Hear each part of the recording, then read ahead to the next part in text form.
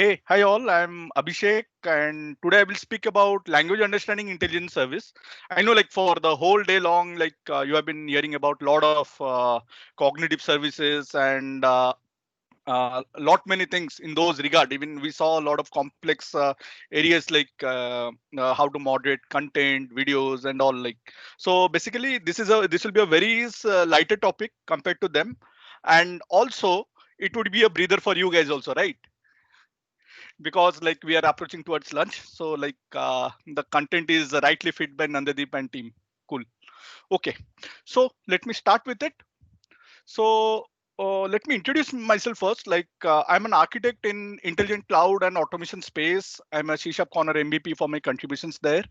I have deep experience in building intelligent Azure and .NET based architectures at an enterprise grade. I have reached 14 plus of years of experience working across leading organizations in the industry. Currently, I work as an architect with Accenture. And certifications I have, definitely we need to, in our industry, we need to live with certifications. So that's how we weigh ourselves in the industry. I'm a TOGAF certified. I've done my Microsoft certified solutions associate and many more, like you can see on the screen. And this is my Twitter handle and the QR code for the LinkedIn. So you can scan it and get into my profile and add me as your friend in or uh, add me, include me in your network, and I'd be happy to be in your network. Okay. So the agenda for today would be I will give you a brief introduction of natural language processing. So definitely it's a very wide area, like it's a branch of ML AI, but again, I will focus on those aspects which is needed to understand the LUIS.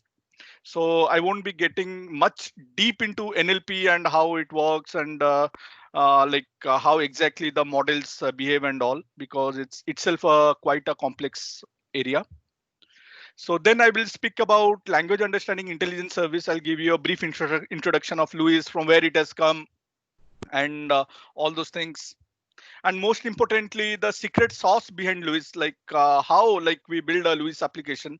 So what are the major components we need to take into account, like when we are designing a LUIS application or we are building an NLP using LUIS. So how it comes and what are the secret sauce involved so that we can churn out that kind of model. Then we will talk about the steps to build the LUIS application. And then finally, I will demo you a simple demo. I will take you to the LUIS AI. So, and there actually I'll build a model and show it to you. And also I'll publish it to Azure. I'll come to that when I'll give that demo. Okay. So let me start with natural language processing. So basically, I saw the audience are quite interactive, and it's a good audience. I see. Normally, it's hard to find such a great audience across. So before I move to the next slide, would someone mind telling me what natural language processing is? Someone would like to volunteer? What an NLP is? What you know about NLP?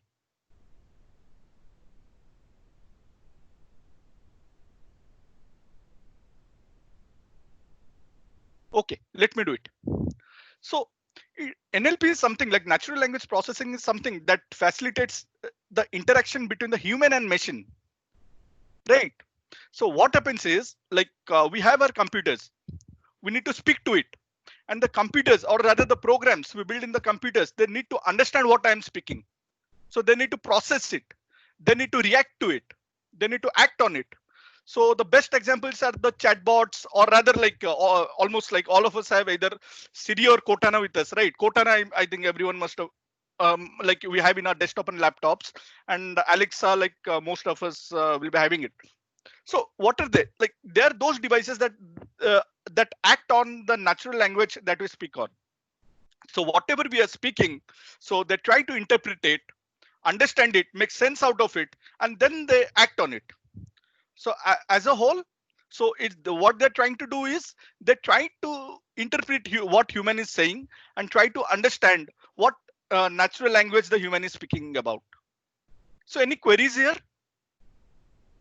or anyone would like to add anything here? All are with me, right? Am I audible, guys? Yes, Yes, go ahead. Abhishek. Okay, cool. Then Yes, yes. normally I have a bad habit of speaking on mute. So, and many times in my Teams meetings also, I get to know that I'm speaking on mute. I have given the entire session or like spoken about everything, and unfortunately I'm on mute. Okay, cool. So you good to know you guys are with me. So natural language processing is a branch of artificial intelligence and machine learning. So this is how it has come from, and it's a specialization, and it's a pretty interesting area that we should explore. And there are a lot of things actually. It's not just Luis. Luis is a extended application that is built on natural language processing. Here actually we are not building an engine. The engine has been built by Microsoft, but uh, there are pretty interesting ways of building a natural language processing model using machine learning algorithms and deep learning and all those. You can apply all those areas and they really come up with a good NLP model. Okay, let me move to the next thing. Language understanding intelligence service. Okay, let me not flash this. So I heard that we had enough of Luis, right? We had some demo on Luis, or rather like some understanding on Luis. Can anyone would like to answer what Luis is, or try to pitch in what Luis is and what it does and why we need Luis? Of course, I have told you the cause, but anything you would like to add on it or what you have learned in the previous sessions?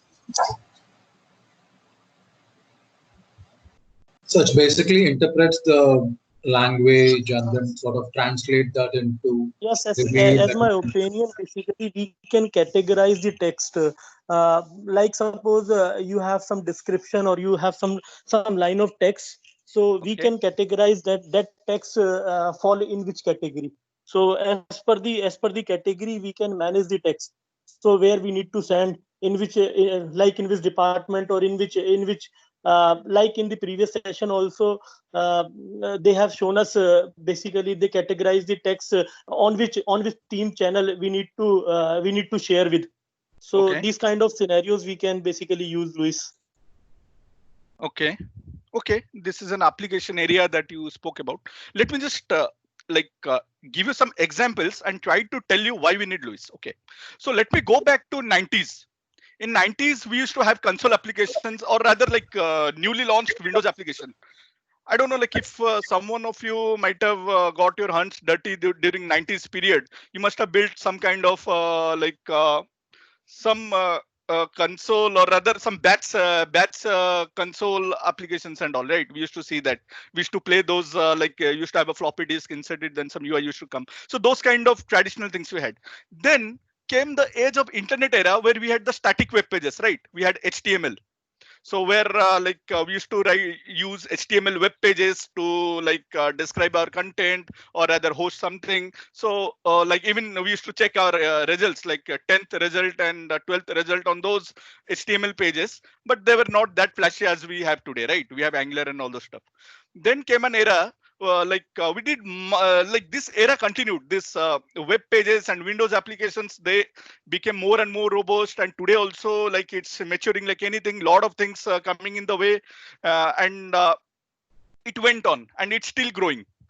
And in the mid of 2014 and 15, we saw a very new era of what, conversational interface, right?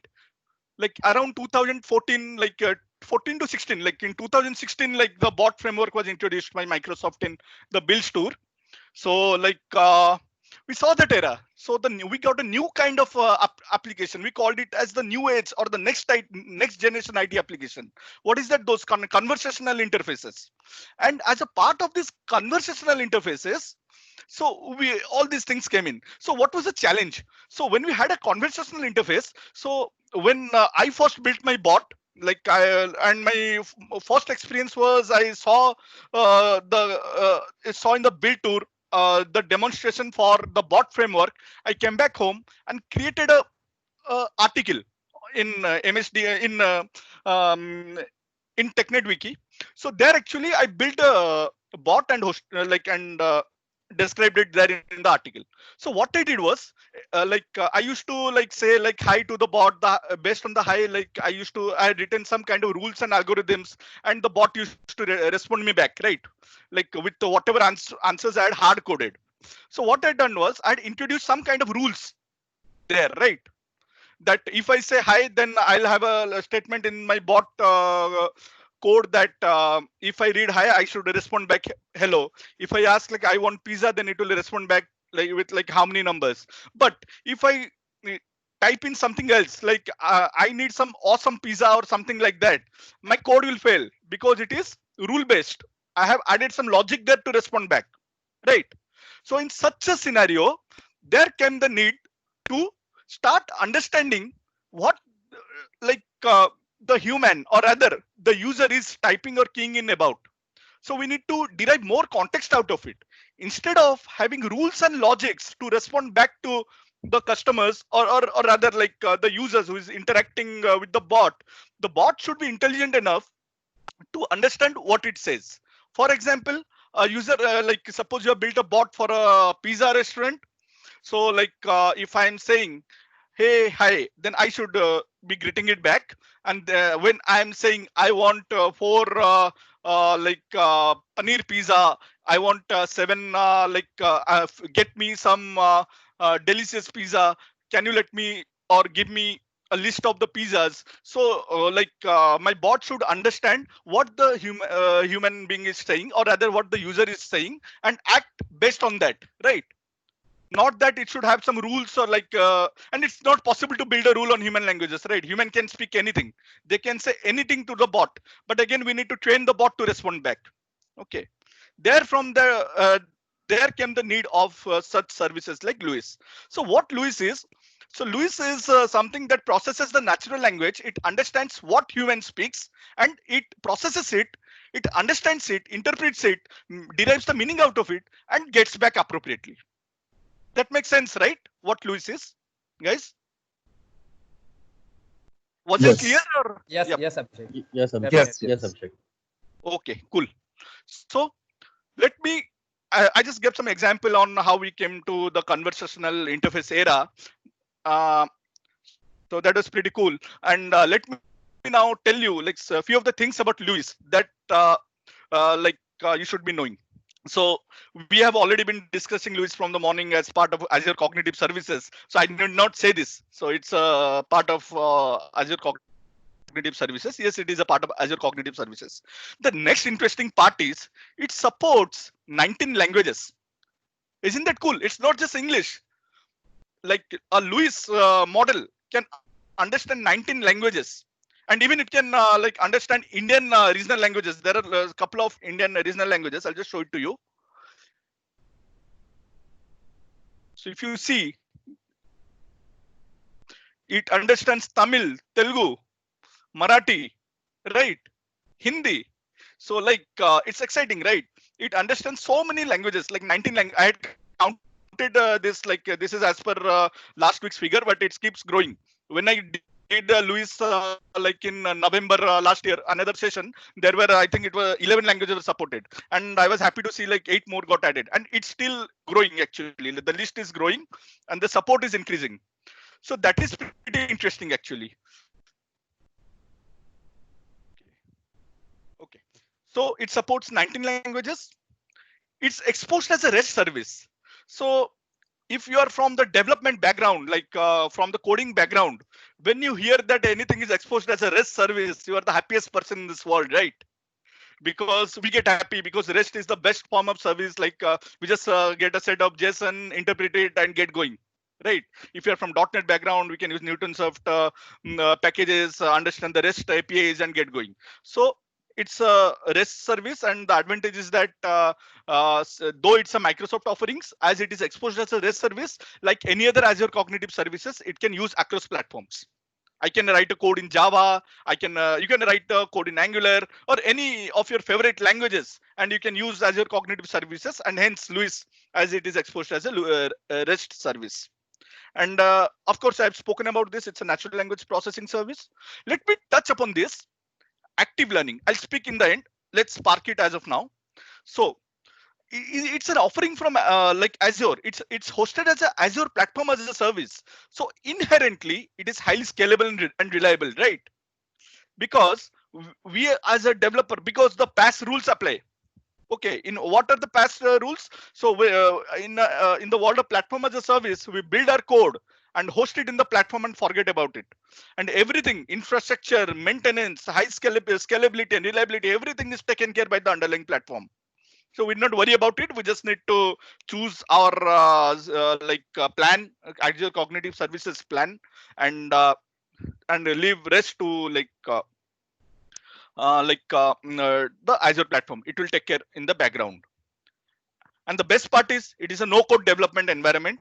So nowadays, like it's the era of no code, right? No code or low code, like Power Platform or anything. So we prefer doing not writing so many code. Of course, developers will see this as a trade-off, but it's a good practice and it's evolving. So it's a no-code practice, and I'll show you like without writing a single lines of code, we can build a LUIS model. But at the same time, if you want to do some more on that, you can also build a JSON, some JSON content and for the application, LUIS application, where you can define your secret sauce and push it onto Azure, and it will also work. Okay. Next is supports pre-built domain and entities. In every language or every technology we use, like maybe most of you would be from Visual Studio background, right? Microsoft background, or any other like even Power Automate or anything. So what we see like in Power Platform also, we see templates, right? So templates make our life easy. We need not write everything from scratch. Things are available. We just need to pick it up and use it, and add our content to it. So in the same way, in LUIS also, we have pre-built domains and entities. Don't worry about entities and all. I'll explain it in my next slides.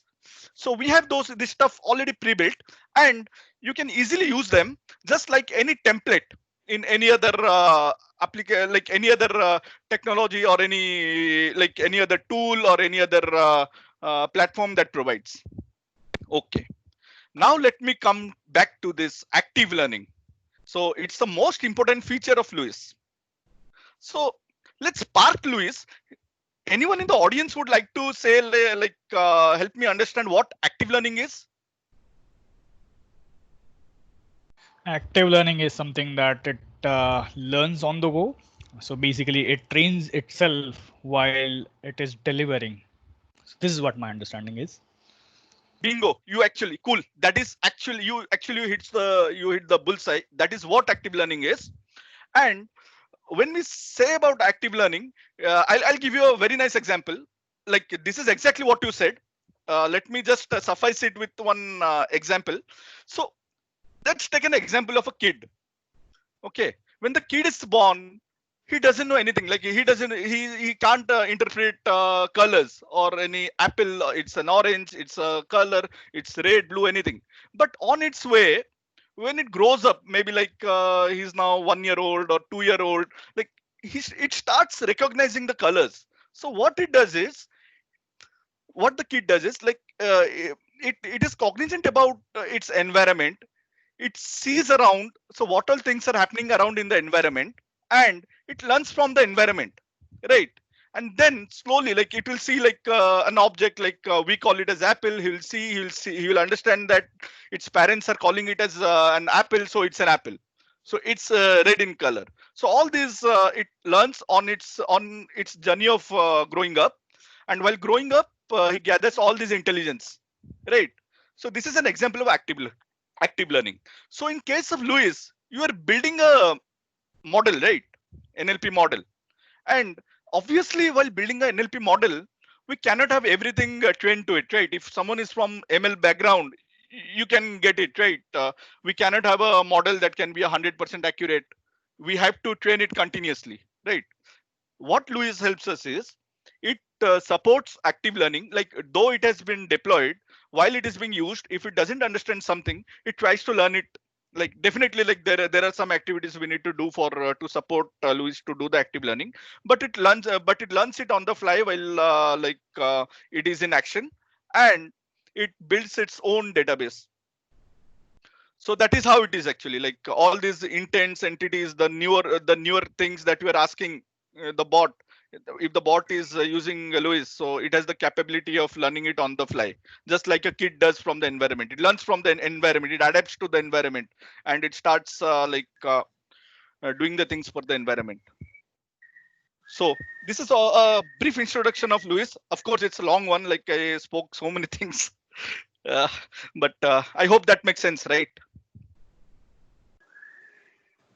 Okay. So let me tell you what exactly LUIS is. Okay. So there are two aspects to it when we see LUIS.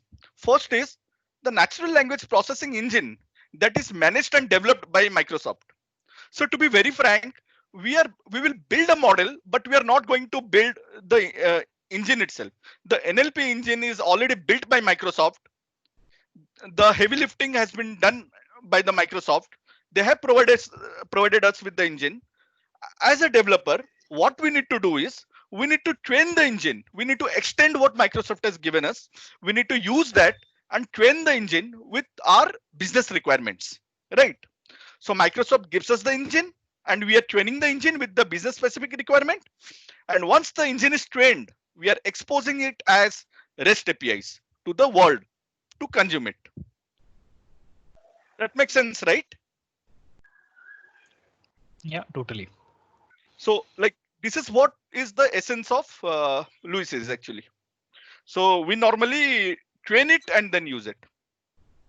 Okay, let me come to the secret sauce. Okay, so how LUIS works? See, I told LUIS is all about natural language processing.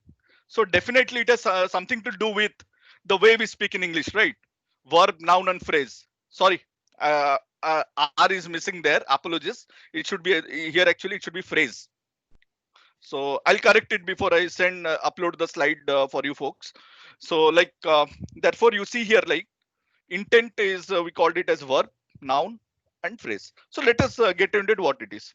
So intent describes what user does. User wants to do. So what is that? That is a verb. Okay. For example, like in this sentence, book a seat. So what is the intent here? So book. I want to book a seat. So that is my intent. So that is a verb in the English language. Okay. Then we have entities. So what are entities? It describes on what user wants to action on what, like I want to do something, but on what I need to do. So it's a noun, right? So seat, I want to book a seat.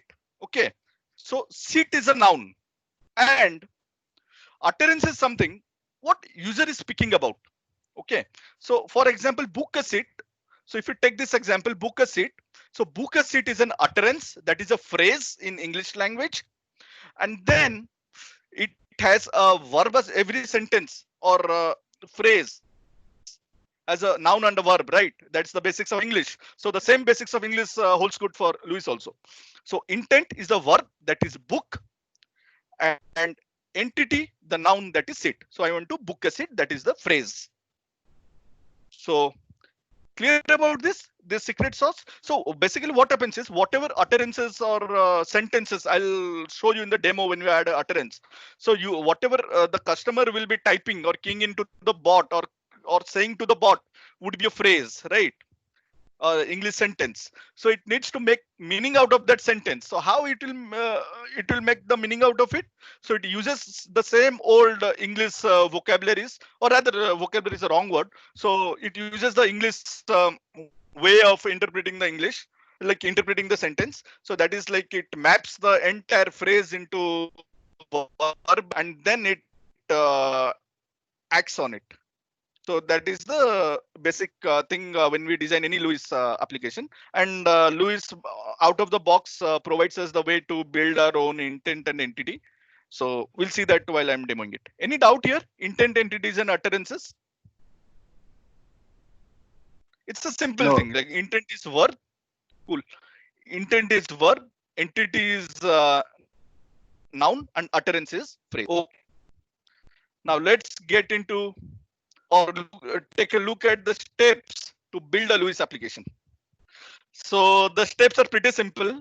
I know it looks way similar than when we create a machine learning model, except that those clearing noise, all those things, of course you need to take care of those things like weeding out the noise from the sentences and all, but it's not that applicable here, but yes, you need to take care of it. So I'm not touching in depth in those areas. So but from the LUIS perspective, not from an of course, like everything boils down to NLP when we are talking about LUIS.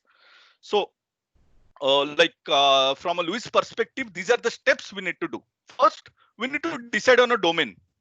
So basically, when you're, let me just go back to the previous slide. When you are building any real-time LUIS application, you may not build a empty model, start from an empty project and build it. You will be definitely you will be using some kind of pre-existing built-in entities and utterances. You can see here, like we have pre-built intent. Like suppose you are getting a calendar, you are building a calendar application. Like you may want to say like, hey bot, book a seat for check if this particular item is or this particular date is available, like that kind of calendar activities. So you can pick up this pre-built intent. So in the same way, we have pre-built entities as well, like maybe for email, currencies, many things are there. So you'll start from there. So from that perspective, you can decide a domain. You can leverage an existing domain that will make your life easy because a lot of things will be available. Or you can choose to build your own application from scratch as well. No one is stopping us. And we'll do that actually, like in the demo. I'm not using any pre-built domain here in the demo. So once we have decided on the domain, then we need to build the secret sauce, right? On which the NLP engine, the Microsoft NLP engine will work. So we will be building the intent, entity, and utterances. Now, once the intent, entity, and utterances are built, then what is the next step we do for any ML model? We train and test it, right? We train the model and we test it. The same things we'll be doing here as well. And once our model is ready, we are exposing as a service. So these are the 4 steps we do. Decide the domain, build intent, entity, and utterances. That is the secret sauce. Then we train and test the model. And then we expose the model as a service. So like, let me go to the demo. Like from past half an hour, like I demonstrated, or rather, like I walked you through on what NLP is and how LUIS is and how to use it. Now let's see something in action. Okay.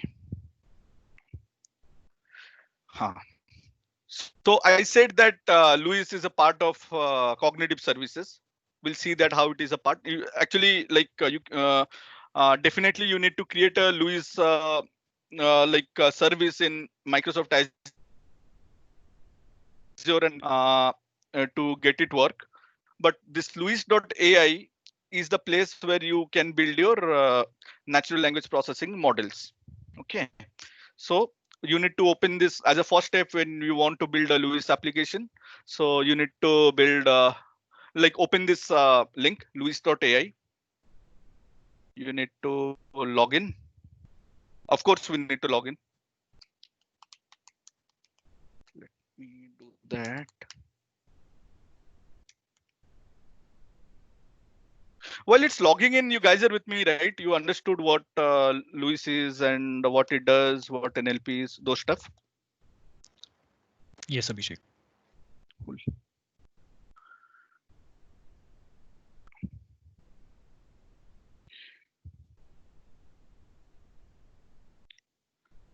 Please hold on, like it takes a while to load.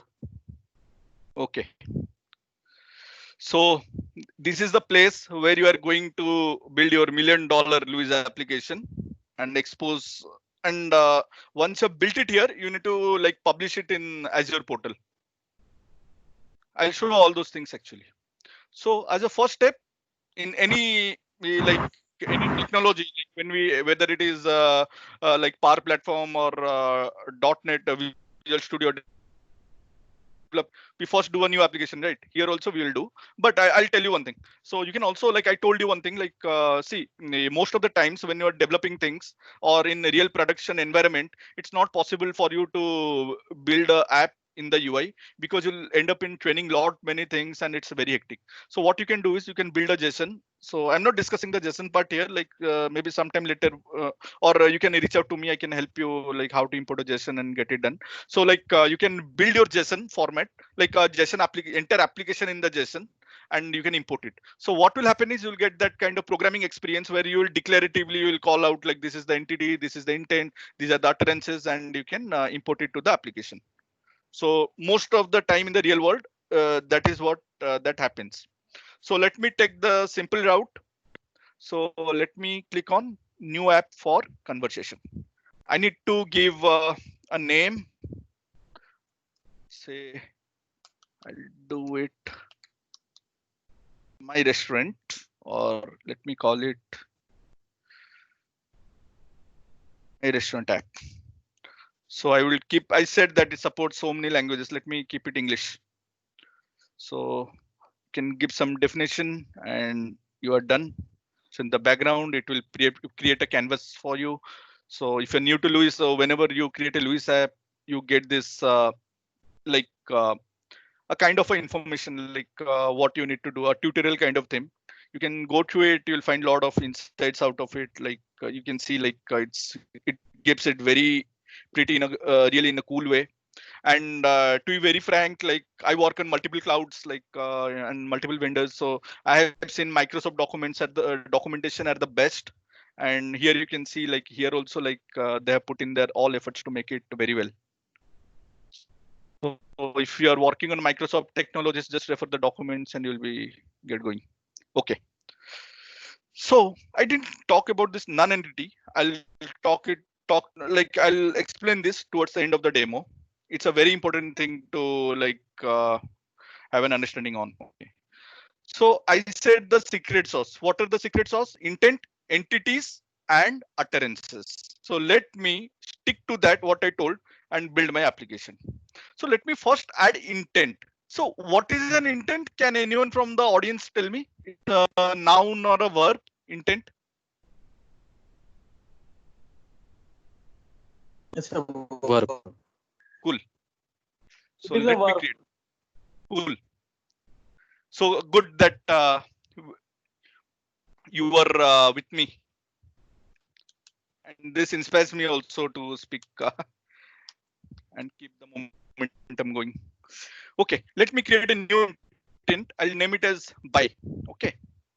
So it's very simple. Let me do so create. I'll call the intent as buy. Then I'll say it done. Okay.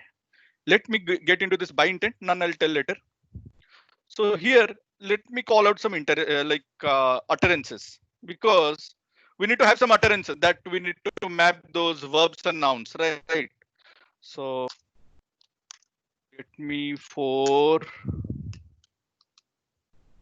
pizzas. Okay. Yeah. Burger. Get me coffee.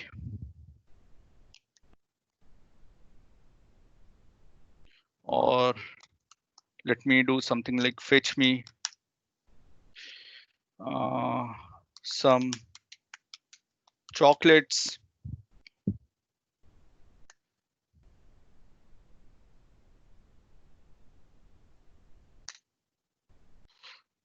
Okay. So I've added 4 utterances. So let us build a model around this.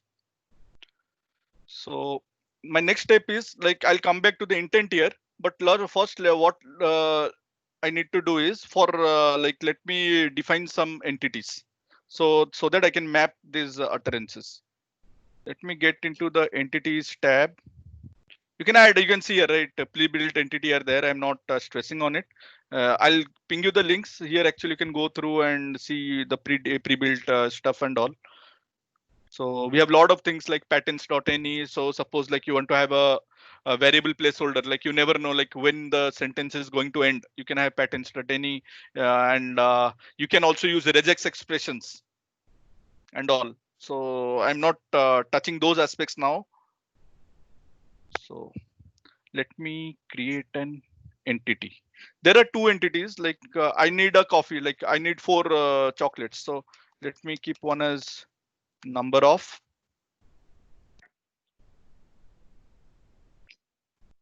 One more entity, items. I need coffee, chairs, books, or like in our case, like coffee, chocolates, pizza, burger. So all those things. So here we are. I have added 2 entities. Now let me go back to the intents and map them. So here are my utterances. So it's a buy intent. The user is intending to buy, and these are the intents like corresponding to buy. So let me map it. And I have 2 entities, right? One is number. Number is like how many I want. So let me first map the number entity. Okay. Number of. Again, A is a single one, right? Number of. Give me a burger. Number of. Get me 4 pizzas. Number of. Okay. Now let me map the second entity, that is like item, what I need to buy. Chocolates. Coffee. Burger. And pizza. All good till now? You are with me, or any doubts here? Because this is the main crux. Rest of the things would be cakewalk. Any doubts here? No, it is fine. Cool. So now what we have done, we have picked up the utterances and have mapped the entities with it. And we have this buy intent. Under this buy intent, we have these utterances. And so what we have done is the hierarchy is like we first decide on an intent, then we map the utterances with the intent, and then we are actually mapping that utterance with like our entities. So this is done. Now, what is the next step? Like if we go back to the slide, once you have built the model, so first we decided the model, we took a blank domain, and we started everything from scratch. Then we applied the secret sauce. That was the second step in that PPT that I showed you, the deck I showed you. Then the third step is what? Once we're done with this, would anyone would like to guess what I should do next? Cool, it's train. So now let me train it.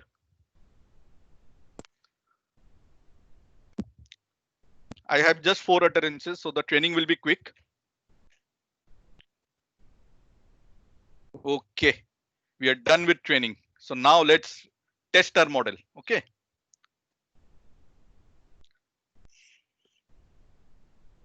Let me type something like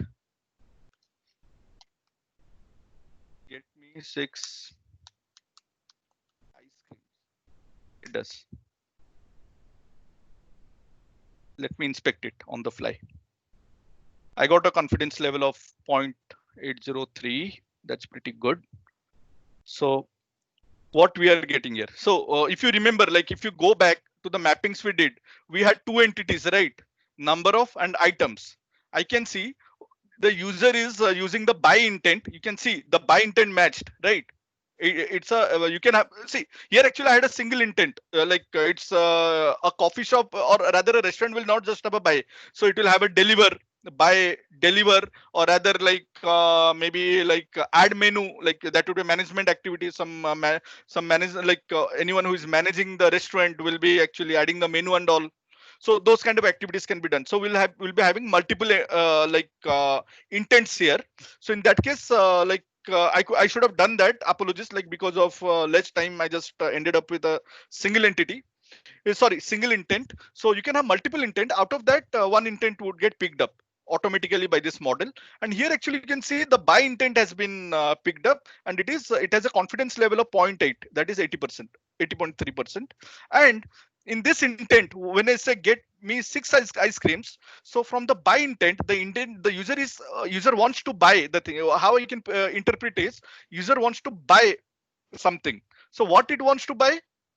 Ice creams. So the item, it has mapped the item, like if you see here, the item entity, that is a noun, to ice cream. And how many ice cream I need to buy? 6. Okay, so what I can interpret from this is, what the model is suggesting me is I can buy 6 ice creams.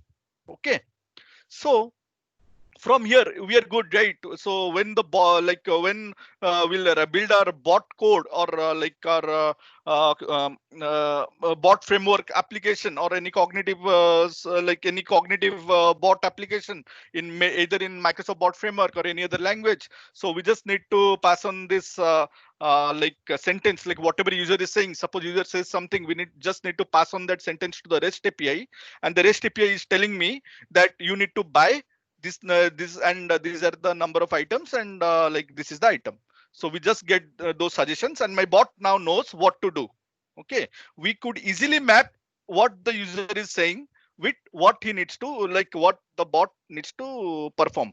So basically, it could derive what it needs to do. So you can see here. So in the test, we could see it worked, and the things got mapped. Let me try one more.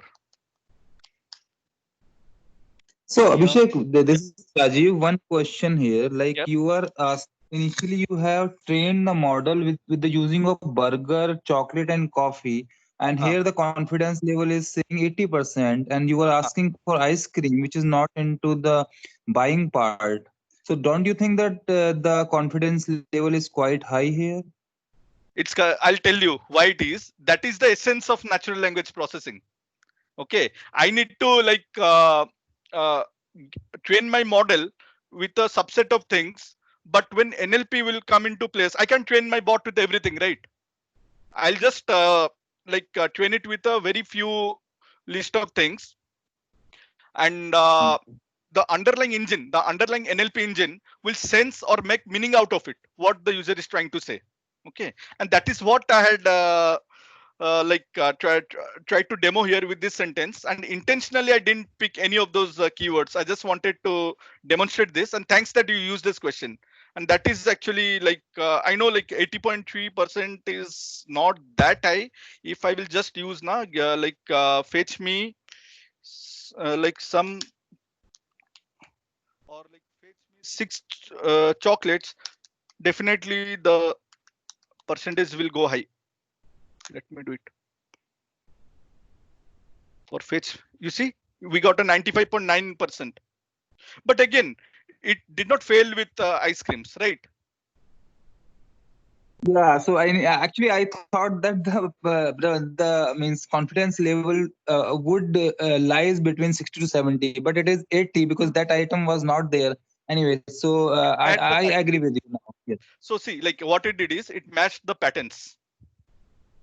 Right. It does a pattern matching actually in the back. I don't know how Luis is built. I believe it's an open source. I'm not sure and I can comment on that. But again, it works on pattern matching. What it took is it just picked the sentence and mapped the contents to the intents, entities, and verbs. Verbs and nouns, like intents, entities, and utterances, and it came up with this result actually. Okay. Thank you. That's how it is. Thanks. If it will fail, let me getting a failure scenario here. It's a very difficult. Actually, let me just try if I can show you active learning. Get me a or by me some play. By me some what I can use, some fries. It actually it's getting it. If it would have failed, then there is something it can't understand. Then while testing also you can add it here. But again, the question you asked now, 6 ice creams, that is more to do with active learning. I also said that Luis learns actively while it is performing the actions, right? Okay, got it. This is how your model will get enriched. Okay, so cool. Now we have tested it. Abhishek. Yeah, sorry. Abhishek, can you try with read a book? Read a book. Oh, yeah. Yeah, it will not match. Wait. It mapped actually because of this intents and all. So again, it's taking it as by, but it could not. Since we had a single by now, I had only a single intent here. That's why it picked it up, but it could not predict any entities or anything. It could not understand this. I think it is taking active learning insight from this tool actually, maybe. Yeah, Yeah, in active learning it's doing, but there is no it could not predict this. Read a book. Well, by default, since I had a single intent, right, by, so it said that it just mapped it here and came in here. Since in the model we had 84.7%, you can see there are no entities, right? Mhm. We don't have any entities, so it could not Can understand we it. can we also map items to related to the food only? So if user enter anything in place of food items, so it should be avoided or it should be neglected. Yes, you can do that. For that, now, like there are different what I'm demonstrating here is the machine learning type of entity. There are different kind of entities you can create actually. So if you take a regex, so you can actually define actually what you need. Okay, you can use the regular expression. Even you can be more precise with list what you want to select. Like maybe like it's a very nice question, huh? Like I would say a round of applause for you. So like I was about to come to this, but good that you hinted on. So yes, so if someone is I can like it won't make sense, right? I'll have a crazy user and he will ask the bot like the restaurant bot like get me some books or like get me some pencils. So from where the hell the restaurant guy will get a pencil or a book? So we need to have that we need to draw that line, right? For this you can use this list, like you can Right. actually define your things. You can Yeah, use a okay, got it. regex. So you can do a lot. I just used machine learn. Keep following my blogs. I'll just show you in the end. I'll show you in C# corner. Like there, I have created some videos for like here in this area, so you can follow that. It has more explanation than what I'm trying to say. And also, like I'm planning to start something new on this, Luis, because a lot of things have changed since I had published that video and what currently is happening now. And Microsoft is always evolving, right? Okay, so that answers, right? So we can restrict. And here also, if you want, if something doesn't work, you can actually inspect and add it. But again, like we didn't, there is no match at all, so we can't do anything here. Okay, so now we have tested our model. What is our next step? We built it, we trained it, we tested it. Now what? Can someone say? Come on, we just have 10 minutes. Nandadeep will ask me to end the session.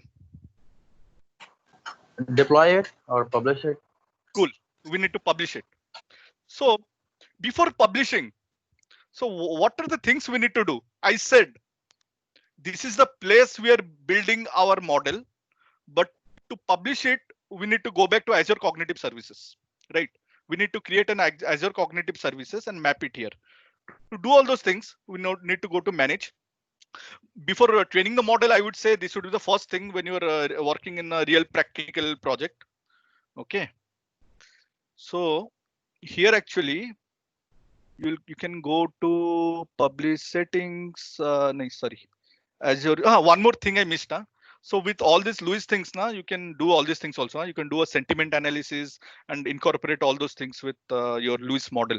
So it's not just about predicting the model. You can also like do the sentiment analysis and all these things, what you're seeing here. And here also you have two slots, staging slot and production slot. Like you, maybe if you're from Azure background, you must be knowing. So I'm not touching upon those things. Like we keep swapping the slots to swap the applications, whether it's in prod or stage, like a kind of a blue-green deployment kind of environment. Okay. So here, so I need to add a prediction resource. I've already created one and I've added it. I've given the key and all. If not, then you can actually select your subscription, one of your subscription, and you can actually create it from here. Or alternatively, you can also create it in the Azure portal.